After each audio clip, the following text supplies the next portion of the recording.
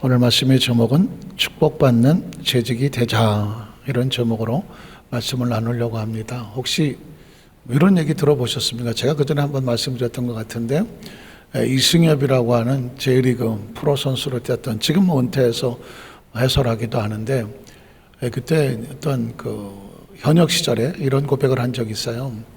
이 프로 선수들은, 야구 선수들은 시즌이 끝나면 뭘 할까? 시즌 하는 동안에는 뭐 정신없이 바쁘니까 승패를 막 피말리는 몇 알 몇 푼 멸리 정신없을 거 아니에요. 그냥 잘 치면은 와 하지만 또 못 치면 또 그냥 언론에서 그냥 떡을 만들어 놓으니까 이 프로들은 피말리는 경쟁을 한단 말이죠. 그러면 이 시즌이 끝나면 뭐 할까? 그냥 한국에 와서 그냥 두 다리 쭉 뻗고 어디 가서 푹 쉬었다가 그러고 싶지 않을까? 그런데 그때 수십 년 전의 이야기인데 제 머릿속에 박히는 게 있어요. 그건 뭐냐면, 끝나자마자 한국에 돌아와서 제일 먼저 찾아가는 게 타격 코치. 자기를 처음 발굴을 해서 타격의 원리를 가르쳐주고 코치했던 그 코치를 찾아간다는 겁니다. 아니, 나름 J리그가 그렇게 만만한 곳이 아닌데 거기서 홈런왕도 오고 할 정도 사람인데 예전에 타격 코치를 찾아가요. 가서 처음부터 다시 그 시즌 뛰는 동안에 자기도 모르게 흐트러졌을 폼, 흔들렸을 폼, 시합은 해내야 되니까 어떻게든지 했을 거 아닙니까? 그런데 안 된다는 거죠. 원칙으로 돌아가. 처음으로 돌아가. 그런데 똑같은 얘기를 타이거 우즈가 했어요. 타이거 우즈라는 세계 골프 황제도 시즌이 끝나면 이제 한동안 쉬는 텀이 있을 거 아니에요?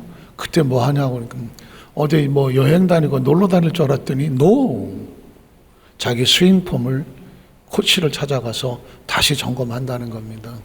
그러니까 프로는, 세계적인 프로들은 달라요. 늘 원칙으로, 기본으로, 처음으로 또 돌아가서 다시 시작하더라고요. 그러니까 한결같이 은퇴할 때까지 그 타이를 유지하는 것 같아요. 오늘 재직임명을 받아서 특별히 내가 어떤 이런 것도 중요하겠지만 오늘은 원칙으로 돌아갔으면 좋겠어요. 그래서 우리 교단 헌법에 성도는 어떻게 신앙생활을 해야 되고 또 교회 생활 속에서 어떤 모습이 되느냐, 저희 기독교된 하나님의 성의 교단 헌법에 보면 무려 11가지가 성도는 이렇게 생활해야 돼 라는 규정이 있어요. 11가지를 다 설명할 수는 없고 그냥 제목 성경 구절 읽고 가보도록 하겠습니다. 첫 번째는 뭐냐면, 하나님의 거룩한 이름을 망령되이 일컫지 말며 주일에는 주님이 기뻐하신 뜻을 거룩히 지킨다. 기독교된 하나님의 성회의 처음 성도가 해야 될 첫 번째 삶의 모습은 하나님의 거룩한 이름을 망령되이 일컫지 말며 주일에는 주님이 기뻐하신 뜻을 거룩히 지킨다. 신명기 5장 11절, 너는 네 하나님 야훼 이름을 망령되이 일컫지 말라. 나 야훼는 내 이름을 망령되이 일컫는 자를 죄 없는 줄로 인정하지 아니하리라. 출애굽기 10장 8절에는 안식일을 기억하여 거룩하게 지켜라. 두 번째, 또 공예배에 충실히 참석한다. 예배에 최선을 다하는 것이 성도다. 사도행전 1장 46절, 날마다 마음을 같이하여 성전에 모이기를 쓰고 집에서 떡을 떼며 기쁨과 순전한 마음으로 음식을 먹는다. 떡을 뗀다는 얘기는 성찬식을 얘기하고 있습니다. 출애굽기 10장 8절, 안식일을 기억하여 거룩하게 지켜라. 로마서 15장 1절, 그러므로 형제들아 내가 하나님 모든 자비하심으로 너희를 권하노니 너희 몸을 하나님 기뻐하시는 거룩한 산제물로 드리라. 이는 너희가 드릴 영적 예배다. 세 번째, 성경을 매일 읽으며 가족과 함께 가정 예배를 드리며 은밀한 기도 생활에 힘써야 된다. 시편 1편 2절에 오직 야훼 율법을 즐거워하여 그 율법을 주야로 묵상하는도다. 마태복음 6장 6절, 너는 기도할 때에 내 골방에 들어가 문을 닫고 은밀한 데 계신 내 아버지께 기도하라. 은밀한 중에 보신 내 아버지께서 갚으시리라. 디모데후서 3장 15절, 또래서부터 성경을 알았나니 성경은 능히 너로 하여금 그리스도 예수 안에 믿음으로 말미암아 구원에 이르는 지혜가 있게 하느니라. 네 번째, 주님께서 명하신 복음 전하는 일에 힘쓰며 성도나 이웃 사람을 긍휼히 여겨 줄인 자나 헐벗은 자나 병든 자나 옥에 갇힌 자를 돌봐야 한다. 성도가 하는 거예요. 어떤 특별한 사람이 하는 것이 아니라 기독교된 하나님의 성회에 있는 모든 순복음 교단에 있는 성도들은 기본적으로 삶 속에 이런 삶을 살아야 된다. 마태복음 25장 35절 40절에 내가 줄일 때 너희가 먹을 것을 주었고 목마를 때 마시게 하였고 나가나 되었을 때 영접하였다. 디모데후서 4장 2절에는 말씀을 전파하라. 때를 얻든지 못 얻든지 항상 힘쓰라. 범사에 오래 참음과 가르침으로 경책하며 경계하며 권하라. 다섯 번째, 성경 가르침 바 11점의 헌금과 헌물을 드리는 삶을 살아라. 창세기 10장 20절 너희 대적을 내 손에 붙이신 지극히 높으신 하나님을 찬송할지로다 하며 아브라함에게 얻은 것에서 10분의 1을 멜기세덱에게 주었더라. 말라기 3장 8절에 사람이 어찌 하나님의 것을 도둑질하겠느냐? 그러나 너희는 나의 것을 도둑질하고도 말하기를 우리가 어떻게 주의 것을 도둑질하였나까 하는도다. 이는 곧 11조와 봉헌물이다. 그 다음 절에 보면 부지런하고 검소하며 신분에 알맞는 생활을 하여야 된다. 로마서 12장 11절 부지런하여 게으지 말고 열심을 뽐고 주를 섬겨라. 일곱 번째, 술과 담배의 사용과 매매를 하지 말아야 된다. 사사기 13장 4절에 그러면 너는 삼가 포도주와 독주를 마시지 말며 어떤 부정한 것도 먹지 말지니라. 잠언 13장 31절 포도주는 붉고 잔에서 번쩍이며 순하게 내려가는 너는 그것을 보지도 말지어다. 여기서 중요한 단어 하나가 매매라는 단어죠. 강남에 있었을 때 강남의 어떤 교육자가 저한테 이런 얘기를 한 적이 있어요. 제가 오늘 사업장 예배 갔다가 상당히 황당한 일을 당했다는. 무슨 일이냐 그랬더니 어느 안수집사님이 하필이면 안수집사님이지. 안수집사님이 사업장을 개업했다고 목사님 오셔서 축복 예배를 드려주세요. 교구 식구들하고 찾아갔다는 겁니다. 뭐 화분도 들고 갔어요. 그 주소를 찾아가 봤더니 여기가 맞나? 왜냐하면 거기 보니까 무슨 단란주점이야. 강남의 지하에 술집이었어. 단란주점이었어. 그러니까 이게 대놓고 술집은 아닌지 몰라도 단란주점 자체 이름은 술집이야. 낮에는 음식을 파고 밤에는 술을 파는지를 몰라도 어쨌든 술집이에요. 얼마나 놀랬겠어요. 거기 식구들하고 그 교구장님하고 큰일 났어. 들어갈 수도 없고 안 들어갈 수도 없고. 그런데 안수집사님은 몰랐어요. 이런 음식점은 술 좀 팔고 담배 좀 판다고 해서 단란주점 남들 다 아는 건데 그거 문제 되나? 아마 그랬을 것 같아요. 그렇지 않고서야 천연덕스럽게 교육 식구들과 교장을 포함해서 여기 와서 예배 드려달라고 했었을 리가 쉽지 않잖아요. 저는 그분이 잘 몰라서 그랬을 수도 있다. 또 영업 방식상 대놓고 술집은 아니지만 이런저런 복잡할 수도 있다. 그런데 굉장히 중요한 겁니다. 오늘 성경이 분명히 또 이게 교단헌법에도 크리스찬들은 어떻게 한다? 술과 담배의 사용과 매매를 하지 않는다라는 점도 기억을 하셔야 됩니다. 이런 얘기 주일날 설교 시간에 하기는 참 애매하잖아요. 이런 재직임령 예배 때 성도는 과연 어떻게 해야 되는가라고 하는 그 점에서 이런 부분은 한 번은 체크하고 점검하고 내 직업에 또 내가 하는 어떤 영업이나 방식에 있어서 성경적으로 볼 때 비성경적인 것에 대해서는 단호하게 돌아설 수 있는, 손을 끊어줄 수 있는 결단도 필요하다. 여덟 번째 보면 혼인은 하나님께서 세우셨으니 일부 일처의 가정이 되어야 하고 동성 간의 혼인은 절대 하지 말아야 한다. 마태복음 19장 4절 6절 예수께서 대답하여 이르시되 사람을 지으시니가 본래 그들을 남자 여자로 지으시고 말씀하시기를 그러므로 사람이 그 부모를 떠나서 아내에게 합하여 그 둘이 한 몸이 될지니라 하신 것을 알지 못하였느냐. 그런즉 이제 둘이 아니요 한 몸이니 그러므로 하나님이 짝지어 준 것을 사람이 나누지 못할지니라 하시니라.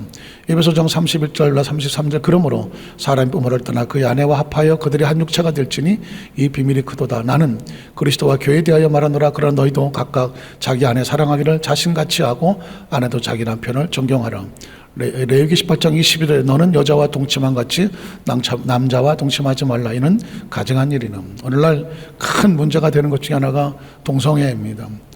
요즘 동성애 정도가 아니라 동성 간의 결혼을 합법화 시켜야 되느냐 전 세계적으로 아주 두려운 문제로 떠오르고 있는데 최근에 미국의 트럼프 대통령이 아예 그런 과감한 결단성도 필요하죠. 미국 대통령 입장에서 나는 인간의 성은 남성과 여성 두 가지 외에는 인정하지 않는다. 엄청난 선언이거든요. 왜냐하면 얼마나 많은 뭐 게이, 레즈비언, 뭐 아주 이성, 동성애자들이 많거든요. 캘리포니아, 샌프란시스코 같은 데 많이 대놓고 아예 그냥 나는 동성애자다라고 뭐 꽃 달고 다니고 뭐 무지개 들어놓고 뭐 이런 데가 많이 있단 말이죠. 그럼에도 불구하고 이 시대 속에 이제는 합법적인 결혼까지 요구를 하고 인권까지 요구하는 그런 시대 속에 있을 때 성경은 단호하게 아닌 건 아니다. 아닌 건 아니다. 또 마지막인가요? 아니. 그 다음에 아홉 번째, 교인의 가정에서 자녀의 결혼에 대해서는 교육자에게 문의하여 지도를 받으며 결혼 주례는 목사가 집행하여야 된다. 단 동성애 주례는 하지 않는다. 점점 교단원법이 왔을 때마다 이게 당연한 것이었었지만 최근에는 참 많은 어려움이 붙이고 있죠. 저도 목회가 36년 7년인데 제가 언제부터 주례를 했냐면 33살에 주례를 했습니다. 그러니까 33살에 목사 안수를 받았어요. 3월 12일 날 목사 안수를 받았어요. 그런데 목사 안수 받고 다음 그 주에 어느 권사님이 오셔갖고 목사님 우리 딸 주례해 주세요. 나 33살이에요. 그래서 권사님 내가 무슨 주례를 했더니 주례해 주세요. 나이가 40은 넘어야 주례. 목사님 주례를 무슨 나이로 합니까? 영권으로 하는 거지? 한 방을 제대로 못. 예. 그럼 딸이 사이가 몇 살? 그랬더니 32입니다. 딸은요? 31요. 그래서 주례 33, 신랑 32, 신부 31, 고만한 것들이 김포공항 앞에서 주례를 하고 결혼식 주례를 했습니다. 제가 주례할 때 그 구역 식구들이 그 교구 식구들이 다 그냥 저 33살 먹은 목사가 주례를 잘하라 다들 마음을 졸이고 끝나고 내려왔더니 박수를 쳐주더라고. 잘하셨어. 난 온 주례를 또 권사님들이 잘하셨어 격려해 주는 건 참났지. 그랬는데 요즘은 목사님이 와서 주례하는 게 거의 없어졌습니다. 제가 볼 때는 마케팅인 것 같아요. 결혼식 마케팅에서 주례사가 한 20분 만약에 목사님이 그만큼 빼버리면 그 시간에 결혼식장에서 돈을 벌어야 되는데 그러니까 막 압력을 넣기 시작합니다. 그래갖고 막 주례사도 5분 안에 끝내라고 그러고 나머지 그 시간 동안에 이벤트하고 영상 틀고 앞에 또 거기 뭐 축가한다고 와서 지금 이 순간 뭐 하면서 또 와서 하고 버진로도 올 때 뭐 행사하고 그래 중간에 또 무슨 뭐 여러 가지를 뭐 많이 해요. 근데 그게 다 돈이거든요. 다 돈이야. 어쨌든 그 세태에 맞물려서 젊은 사람들에게 과연 주례 목사가 필요한가? 주례가 필요한가? 없어졌어요. 어떤 집은 가보면 신랑 신부 둘이서 서약해. 우리는 앞으로 어떻게 살겠다고. 여러분 보십시오. 하나님이 짝지어준 것을 사람이 나누지 못한다.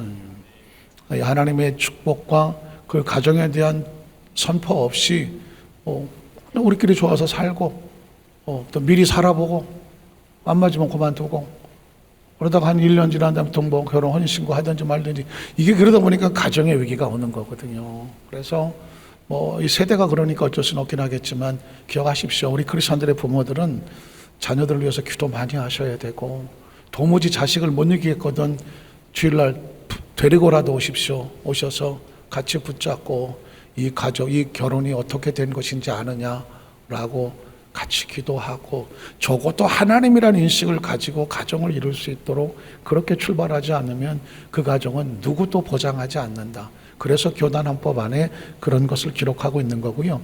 그 다음 절에 정당한 사유 외에는 이혼할 수 없다. 마태복음 5장 32절 나는 너에게 이르노라 누구든지 음행한 이유 없이 아내를 버리면 이는 그로 가늠하게 함이요 또 누구든지 버림받은 여자에게 장가드는 자도 가늠함이니라. 결혼한 자들에게 내가 명하노라 명하는 자 내가 아니요 주시라. 여자는 남편에게서 갈라서지 말고 만일 갈라섰으면 그대로 지내든지 다시 그 남편과 화합하든지 하라. 남편도 아내를 버리지 말라. 최근에 또 방송에서 보면 이혼, 돌싱, 재혼, 엄청난 프로그램들이 이슈가 되고 있습니다. 오늘날 시대에는 강단에서 이혼에 대해서 말하기 어려운 시대를 살고 있습니다. 어느 교회에 가면 거의 성도의 3분의 1 이상이 이혼한 가정이다라는 얘기도 있고, 어느 교회는 아예 그냥 이혼한 가정들끼리 만 모여서 예배 드리는 곳도 있습니다. 그러니까 그 이혼과 결혼에 대한 위기가 다가오니까 당연히 이혼이라는 문제가 나올 수밖에 없는 거고, 과연 이혼을 어떻게 접근할 것이냐, 사실 조심스럽죠. 오죽하면 이혼하겠어요. 그러니까 이혼하는 가정에 대해서 돌을 던질 수도 없는 것이고, 그렇다고 해서 웬만하면 갈라서라 이혼을 강요할 수도 없고 권유할 수도 없는 겁니다. 중요한 것은 철저하게 성경적인 원칙으로 돌아가면 음행한 영과랑 어떤 부부로서의 성적인 어떤 문제에 잘못된 것 외에는 이혼할 수 없다라고 말하지만, 그 내부적인 상황 속에 보면 이단에 빠지는 관계라든가 또는 어떤 큰 실수로 인하여서 교도소에 간다든가 여러 가지 복잡한 문제가 다양해졌어요.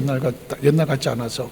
그런 부분에 관해서는 조심스럽지만 심사숙고할 필요가 있지만, 어쨌든 가정은 하나님이 지으셨으니 가정을 지키는 것도 부부간의 문제가 되고, 혹시 힘들고 어려운 가정에 있을 경우에는 그럴 수밖에 없는 상황이라면 오히려 뒤에서 또 기도해 주고, 그래서 그 사람들이 이런 걸로 인하여 어떤 낙인이 찍히거나 심판을 당하거나 비판을 당하거나 그럴 수는 없다. 그래서 오히려 그 자체 결혼에 대한 의미는 생각하지만, 혹시 그로 인한 상처와 아픔을 겪은 것이 있다고 하면 그분들도 돌봐 줘야 될 마음의 준비가 교회와 성도들도 있어야 한다.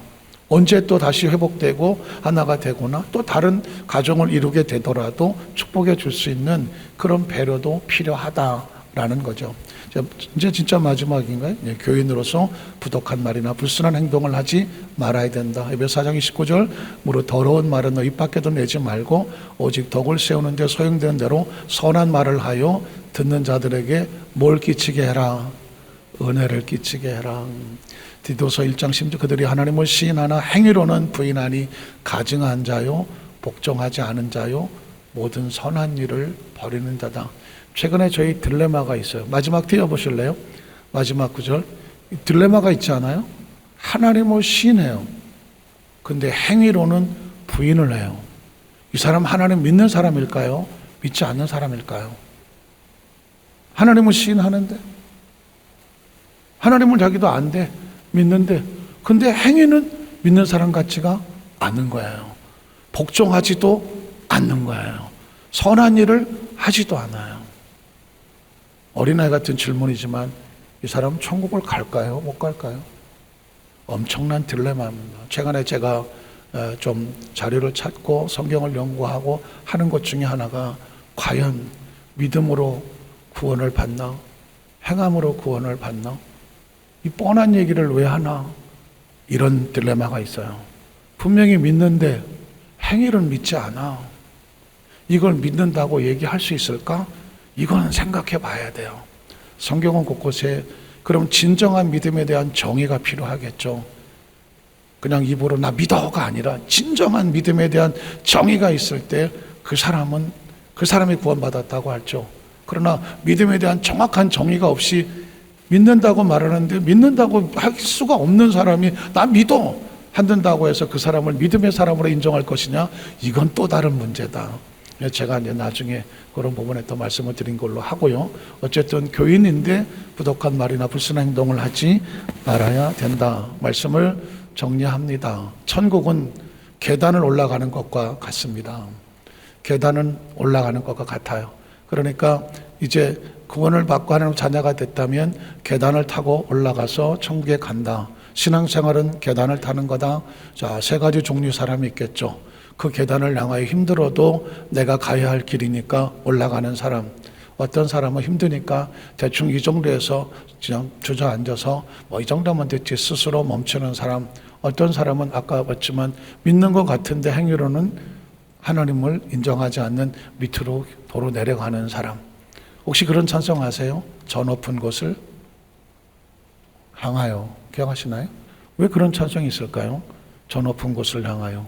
천국은 계단을 타는 것 같아서 사랑하는 성도 여러분, 어디까지 계단을 잘 올라가고 있습니까? 힘들다고 중간에 그냥 주저앉아서 혹시 정체되어 있지는 않나요?